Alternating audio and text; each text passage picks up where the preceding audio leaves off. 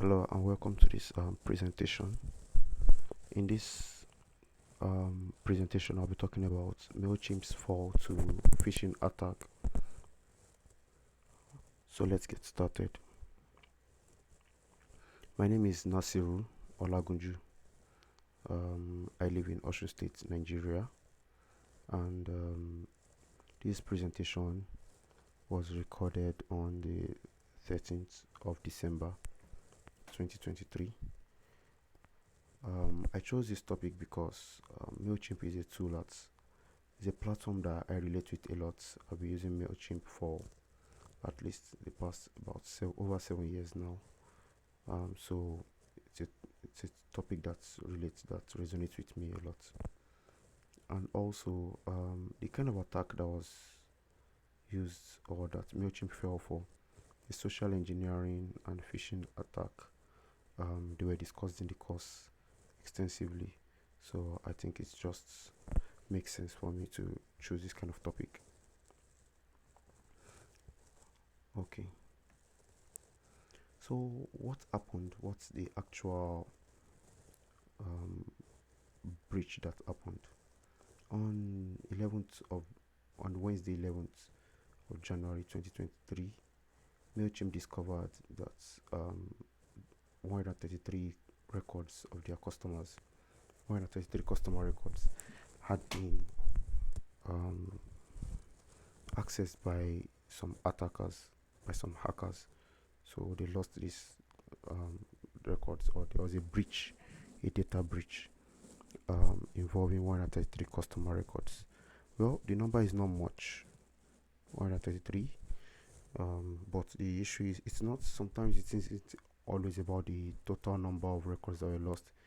It's about the kind of information that these records contain.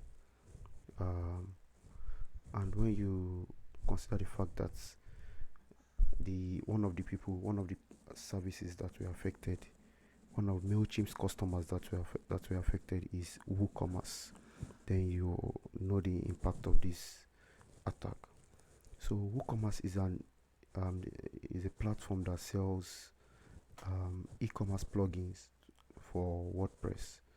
So you can see how complex it is. People's e-commerce sites, or maybe an e-commerce merchant data might have been divulged to these hackers, and that's a very risky, very serious attack. So the attackers got access to Mailchimp's platform through an internal tool, an in-house tool that is used for customer support and account administration. So Mailchimp has a tool used by their employees for helping customers solve their problems. So they need to access, before they can solve this problem, they access the customer's accounts internally, legitimately. And the attack has been ascribed to a company or a group called Scatter Swine, aka Octopus. So it's a very notorious group known for some other previous attacks. So which technologies were involved and which tools were used for this hacking? The hacking was done with through social engineering.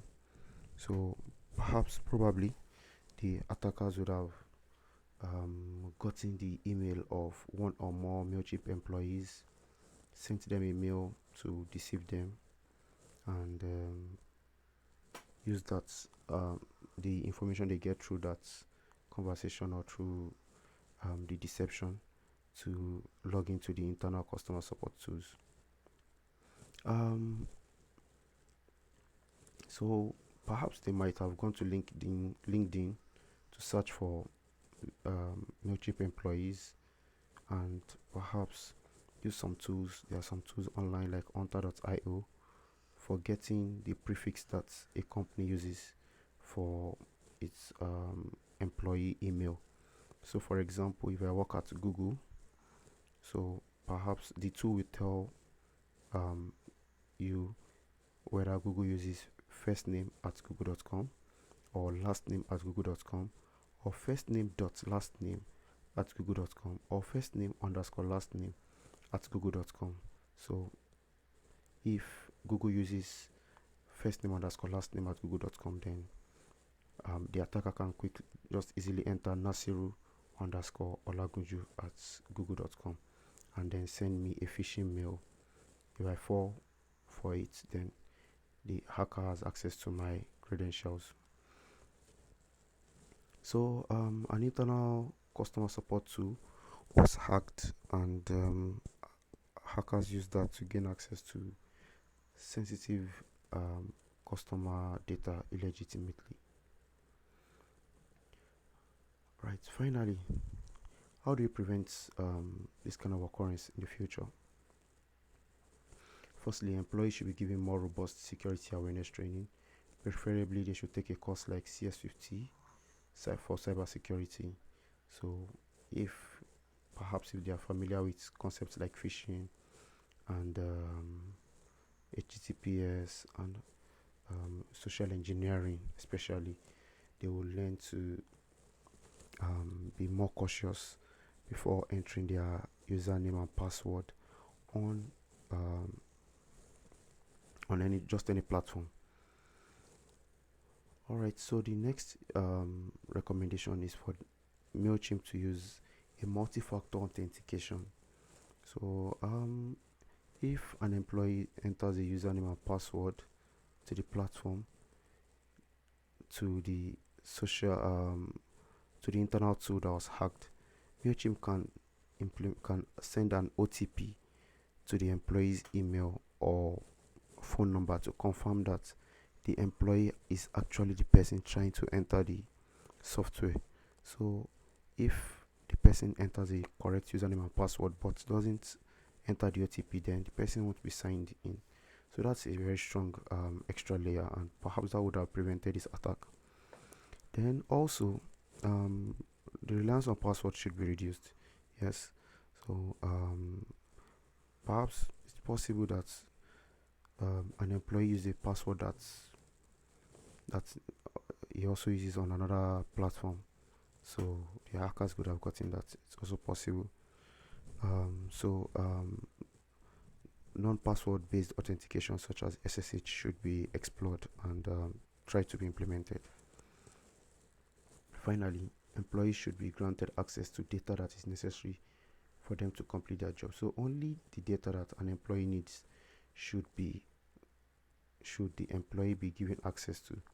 If an employee won't need a particular data, then the employee shouldn't be given access to it. So that's going to reduce a hacker's access to data.